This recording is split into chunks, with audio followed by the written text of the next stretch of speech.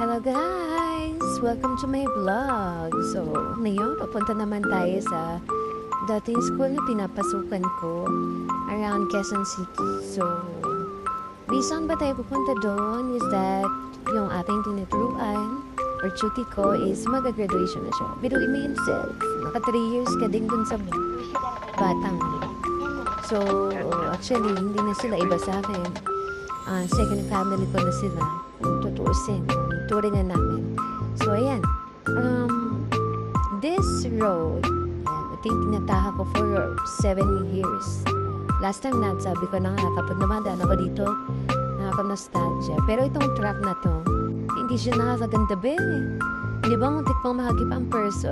So, ayan. So, yun. Dito ako lagi dumadaan kasi ito yung pinakamabilis na ruta papunta doon. Sa school na pinapasukan ko dati.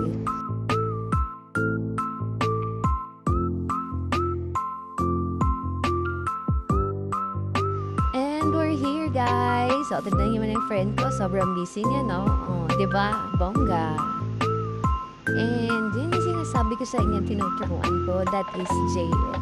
So, sobrang proud ako dyan kasi kahit may kapilyuhan, sobrang sipag naman talaga mag-aral niya. Diba? Congrats, JM! And ito naman, yung mga friends ko. Ayan, i-shoutout sa inyo. Diba? Sobrang supportive ng mga to. At shoutout ka rin tong mga taon na to na nakadaupang palad ko nung dumating ako ng CSBN. So, good luck and congrats sa inyo!